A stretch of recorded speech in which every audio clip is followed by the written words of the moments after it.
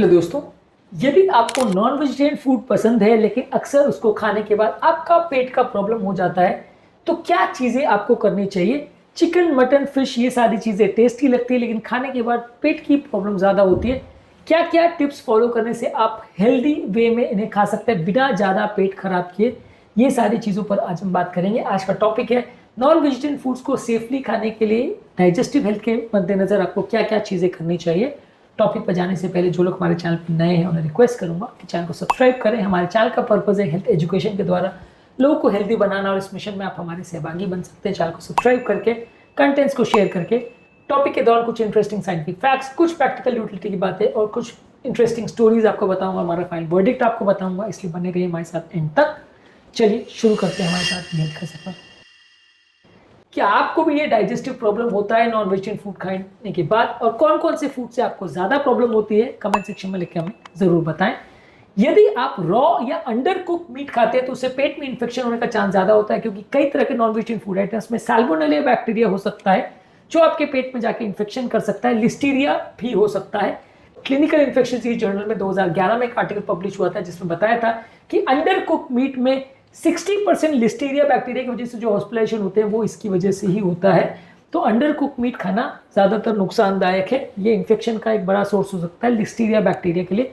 हमारे पास रिसेंटली एक पेशेंट आए थे जिनको पार्टी खाने के बाद या नॉनवेज फूड खाने के बाद सीवियर डायरिया, वॉमिटिंग हुआ था और उनको एडमिट करना पड़ा था। तो ये काफ़ी बार होता है कि अंडर कुक्ड या सही तरह से नहीं प्रिजर्व किया हुआ मीट को अगर आप खाते हैं तो पेट में इन्फेक्शन हो सकता है। इसके अलावा आप बहुत ज़्यादा फैटी नॉन वेजिटेरियन फूड्स को बहुत ज़्यादा मात्रा में मत खाइए। जब आप फैटी डाइट बहुत ज़्यादा मात्रा में लेते हैं तो वो आपका डाइजेस्टिव प्रोसेस को स्लो करता है, पेट में सूजन या इन्फ्लेमेशन क्रिएट करता है। सैचुरेटेड फैट आपकी डाइजेशन को स्लो कर सकता है, जिसकी वजह से कई लोग को पेट में गड़बड़ हो सकती है, ब्लोटिंग या गैस का सेंसेशन हो सकता है। तो इनको ओवर ईट मत करिए, पोर्शन साइज का ध्यान रखिए। इसके अलावा सेफ कुकिंग करने से पेट में इन्फेक्शन होने का चांस कम हो जाता है। ज़्यादातर हाई टेम्परेचर पे एटलीस्ट 75 डिग्री सेंटीग्रेड तक चीज़ों को आप हीट करेंगे तो उसमें बैक्टीरिया के मरने का चांसेस है। अगर उसको आप अंडर कुक या लोअर टेम्परेचर पे कुक करते हैं तो सैल्मोनेला और ई कोलाई के इन्फेक्शन होने का चांस ज़्यादा रहता है। थरो कुकिंग करने से 90% तक इनका इन्फेक्शन का रिस्क कम हो जाता है। इसके अलावा मीट को प्रॉपरली हैंडल करना जरूरी है ताकि सेकेंडरी इन्फेक्शन नहीं हो। कई बार आप अगर रॉ मीट को हैंडल करते समय अगर साथ में सब्जियां और बर्तन जो प्रयोग कर रहे हैं वो प्रॉपरली अगर क्लीन नहीं है तो भी क्रॉस इन्फेक्शन का या एक दूसरे से चीज़ों में इन्फेक्शन जाने का रिस्क बढ़ जाता है। तो इसलिए आपको इसको अवॉइड करना है। International journal of food microbiology में एक आर्टिकल पब्लिश हुआ था जिसमें बताया था कि किचन सर्फेस की हैंडलिंग अगर प्रॉपर नहीं होती है तो 35% चांसेस होता है ई कोलाई की कंटामिनेशन होने का। इसके अलावा आप अगर नॉनवेज फूड खाते हैं तो अगर सीमित मात्रा में उसको खाएं तो आपकी बॉडी प्रोटीन्स और फैट्स को पचा सकती है। जरूरत से ज्यादा मात्रा में खाएं तो ज्यादा मात्रा में प्रोटीन और ज्यादा मात्रा में फैट खाने से ब्लोटिंग और अपच और एसिड रिफ्लक्स की प्रॉब्लम ज्यादा हो सकती है। इसलिए लो पोर्शंस में कम मात्रा में खाएं और हाई प्रोटीन और हाई फैट वाली चीजों को बहुत ज्यादा मात्रा में नहीं खाएं। बाकी इनके साथ दूसरी चीजें भी जो आप खा रहे हैं उसको भी बैलेंस आपको मेंटेन करना है। फाइबर रिच फल, सब्जियां और दालें उनके साथ ज्यादा खाइए, इससे आपका कॉन्स्टिपेशन भी कम होगा और ओवरऑल एक बैलेंस मेंटेन रहेगा। अगर आप बाकी चीज़ों को बैलेंस नहीं मेंटेन करोगे और सिर्फ नॉनवेज खाओगे तो ओवरऑल पेट के खराब होने का चांस ज़्यादा बढ़ेगा और आपका ओवरऑल डाइजेस्टिव प्रॉब्लम्स और न्यूट्रिटिव प्रॉब्लम्स भी ज़्यादा होगी। जर्नल ऑफ न्यूट्रिशन में एक आर्टिकल में बताया था कि यदि आप प्रोटीन के साथ अगर फाइबर भी लेते हो तो वो बाउल मूवमेंट्स के लिए ज़्यादा अच्छा है, डाइजेस्टिव प्रॉब्लम कम होगी। इसके अलावा किसी किसी व्यक्ति को कोई पर्टिकुलर चीज़ से प्रॉब्लम हो सकती है, जैसे किसी व्यक्ति को गॉल ब्लैडर इश्यूज हो सकते हैं, किसी को लैक्टोज इंटॉलरेंस हो सकता है, किसी को इरिटेबल बाउल सिंड्रोम हो सकता है। इस तरह के लोगों को हाई फैटी डाइट खाने से ज़्यादा प्रॉब्लम हो सकती है, तो इसलिए आपको हेवी मीट ऐसे लोगों में अवॉइड करना चाहिए। इरिटेबल बाउल सिंड्रोम के पेशेंट्स में अक्सर हाई फैट डाइट खाने से पेट ज़्यादा खराब होता है।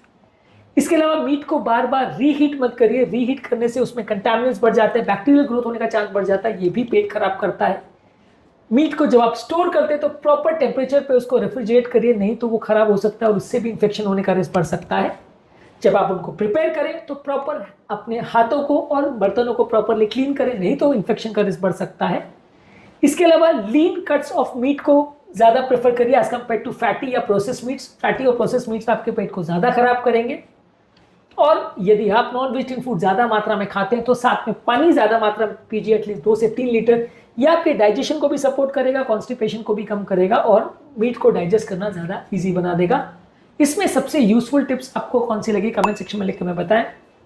हमारा फाइनल वर्डिक्ट इस मामले में ये कि मीट को आप खा तो जरूर सकते हैं लेकिन कम मात्रा में खाएं, लीन मीट्स खाएं, प्रॉपरली कुक करें, फाइबर रिच फूड प्रोडक्ट्स के साथ उसको पेयर करें, हाइजीनिक तरीके से उसको हैंडल करें, प्रोसेस्ड और फैटी मीट्स को ज़्यादा मत लिए और पानी ज़्यादा मात्रा में लें। ये सारी चीज़ें करके आप अपने नॉन वेजिटेरियन फूड खाने के बाद पेट खराब होने की प्रॉब्लम को कुछ हद तक कम कर सकते हैं।